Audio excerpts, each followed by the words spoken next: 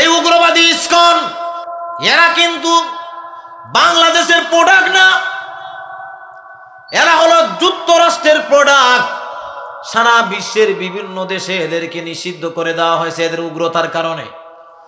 ISKCON এমন একটা উগ্র সংগঠন, এরা মুসলমানের সন্তানদেরকে জয় শ্রীরাম বলে প্রসাদ খাওয়ায় দেয়। এর আগেরও ঘটনা আছে। আগের সরকার থাকাকালীন সময়েও আমরা বলেছিলাম উগ্রবাদী ইসকনের বিরুদ্ধে সরকার যেন পদক্ষেপ নেয়, কিন্তু সরকারের কানে তখন বাতাস যায় নাই। এখন প্রকাশ্যে মুসলমানকে জবাই করার সাহস করেছে।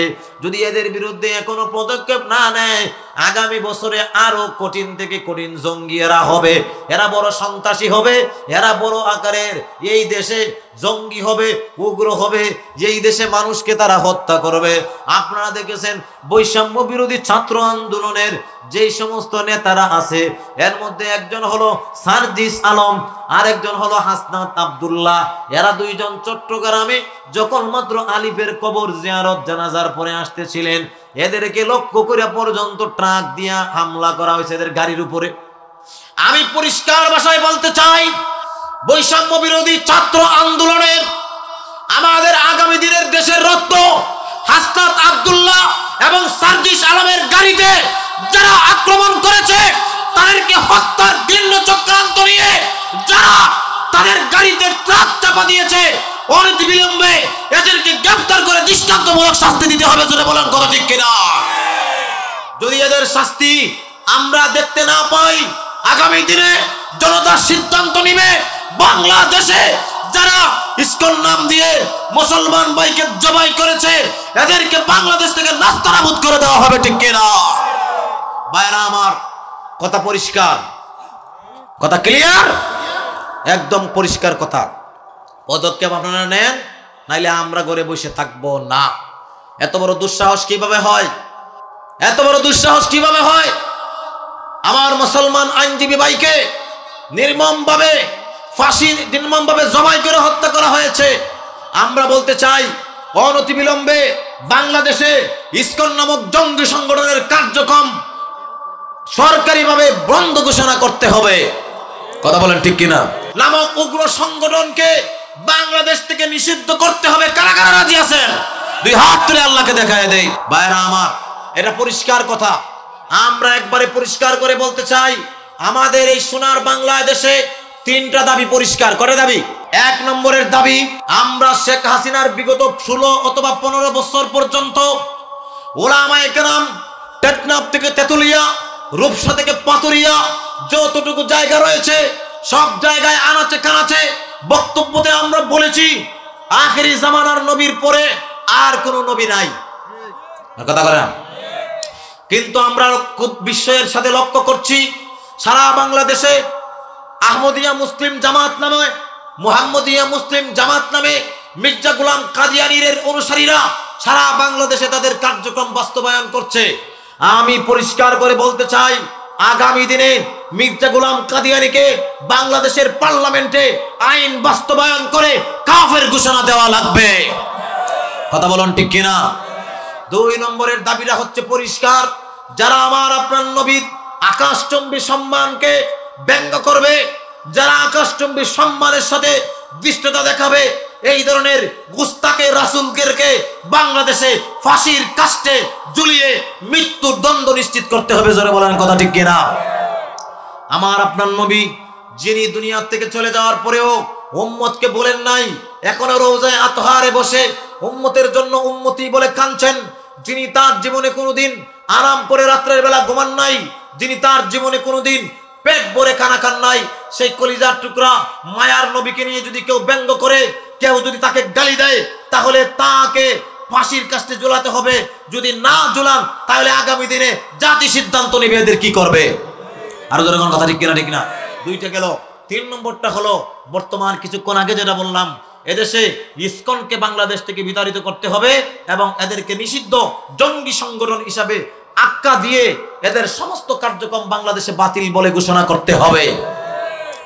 যদি না করেন, যদি আপনাদের টনক না নড়ে, মনে রাখতে হবে যে দেশে আল্লাহু আকবারের ধ্বনিতে মানুষ ঘুম থেকে জাগ্রত হয়, যে দেশে আল্লাহু আকবারের ধ্বনিতে মানুষ ঘুমাতে যায়, যে দেশের মাঝি মাল্লারা আল্লাহু আকবারের ধ্বনি শুনলে পরে ফসলের কাজে কাজ করতে যায়, যে দেশের মানুষের সন্তানেরা মক্তবে কোরআন বুকে ধারণ করে নিয়ে যায়, যে দেশের মানুষেরা টুপিকে মহব্বত করে, দেশের মানুষেরা আলেমকে মহব্বত করে, যে দেশের মানুষেরা মাদ্রাসাকে মহব্বত করে, যে দেশের মানুষেরা মসজিদকে মহব্বত করে, এই দেশে যদি নাস্তিকবাদী কোনো কিছু বাস্তবায়ন হয়, আল্লাহর কসম একটা মুসলমানের শরীরে যারা পরিমাণ রক্ত থাকতে এরা বরদাস্ত হতে দেওয়া হবে না।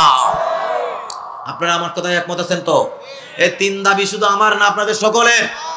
সুতরাং পরিষ্কার করে বলতে চাই, এর যশোরের ওই এলাকা থেকে বলতে চাই, সমস্ত মানুষদের গণ রায়ে এবং সব মানুষের গণ বক্তব্য এটা আমাদের মিডিয়ার মাধ্যমে আমরা জানিয়ে দিতে চাচ্ছি।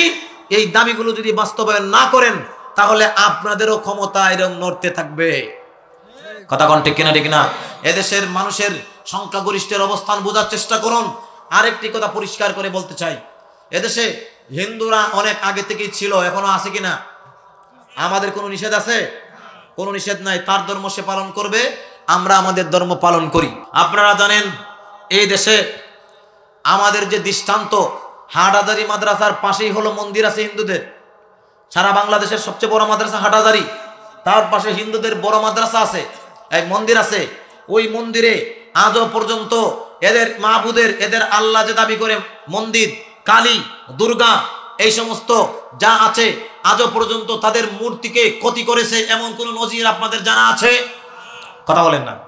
এদের পূজার সময় মাদ্রাসার ছাত্ররা রাস্তায় দাঁড়িয়ে পাহারা দিয়ে এদের মন্দিরে যেন কোনো ক্ষতি না হয়, এদের মূর্তির যেন কোনো ক্ষতি না হয়, এদেশের আলেম ওলামা ছাত্র শিক্ষকরা এই নিশ্চয়তা দিয়ে হাটহাজারী এদেরকে মানব দেয়াল দিয়ে এদেরকে রক্ষা করেন। অথচ বড় আশ্চর্যের সাথে লক্ষ্য করছি, কিছু কিছু হিন্দু ভাই বুঝে অথবা না বুঝে যারা ইসকনদের সাথে উস্কানিমূলক বক্তব্য দিচ্ছেন, আপনারা এখনো সাবধান হয়ে যান, অন্যথায় নিজেই নিজের বিপদ ডেকে আনবেন। মনে রাখতে হবে, এই ইসকন এটা কোনো জাতির নাম নয়, এটা কোনো দলের পরিচয় নয়। ইসকন হচ্ছে আমেরিকান প্রোডাক্ট, যেটা আপনার মনে করেন যুক্তরাষ্ট্র থেকে, যেটাকে 1966 সনে, যেটাকে আপনার 86 সনে, 1996 সনে যেটাকে বাস্তবায়ন করা হয়েছিল, ওখান থেকে বিভিন্ন দেশে এরা বন্ধ আছে, বিভিন্ন দেশে এরা নিষেধাজ্ঞা আছে। ইসকন কি পরিমাণ উগ্র সংগঠন চিন্তা করেন, তাদের কয়েকটা এজেন্ডা আছে। 1 নম্বরের এজেন্ডা হলো তারা দেশের সর্ববিমূর্ত বিরোধী। 2 নম্বর হলো এরা বাংলাদেশের পতাকাকে, বাংলাদেশের পতাকার উপরে এদের নিজেদের প্রপাগান্ডা পতাকাকে ঠাঁই দিয়ে বলেছে যে এটাই হচ্ছে অরিজিনাল, বাংলার পতাকার কোনো দাম তারা দেয় নাই। 2 নম্বর। 3 নম্বর হলো যখন এদেশ দ্বিতীয় অভ্যুত্থানের পরে স্বাধীন হয়েছিল, এরপরে এদের অবস্থানটা দেখা গেছে এরা ভারতের সাথে যোগ সাজস করে এদেশের মানচিত্র এবং এদেশের সার্বভৌমত্বের বিরুদ্ধে এরা সক্রান্তি লিপ্ত রয়েছে। সুতরাং তাদের যে বর্তমান যে নেতাকে গ্রেপ্তার করা হয়েছে, এর জানি কি নাম? চিন্ময়। চিন্ময়, এই চিন্ময় সন্ত্রাসীকে কেন গ্রেপ্তার করা হয়েছে? একে কোনো দলের ট্যাগ হিসাবে গ্রেপ্তার করা হয় নাই, তাকে গ্রেপ্তার করা হয়েছে দেশদ্রোহী হিসাবে। সুতরাং আমাদের হিন্দু ভাইদের মনে রাখতে হবে, আপনারা যদি দেশদ্রোহীর পক্ষে থাকেন তাহলে আপনাদেরও ক্ষতি হওয়ার সম্ভাবনা আছে না নাই? আমরা চাই আপনারা যেভাবে আগে মিলেমিশে থেকেছেন এখনো থাকেন, আপনাদেরকে কোনো মুসলমান কিছু করতে যাবে না। কিন্তু ইসকনের পক্ষে যদি ভূমিকা রাখেন তাহলে আপনাদেরকে উপস্থাতে হবে। কথা বলেন ঠিক কিনা? ঠিক না? আমরা কোনো দলের বিরুদ্ধে নই, আমরা কোনো জাতির বিরুদ্ধে নই। বুদ্ধ আছে থাকুক, হিন্দু আছে থাকুক, খ্রিস্টান আছে থাকুক, সবাই এই দেশকে মিলেমিশে আমরা আছি, এটা আমাদের বাংলাদেশের ঐতিহ্য। কিন্তু ইসকনের সাথে যারা যোগ সাজস করবে, মুসলমানের ইমান আমল, মুসলমানের জান মাল নিরাপত্তা যেখানে ব্যর্থ হবে, এখানে মুসলমান বসে থাকবে না।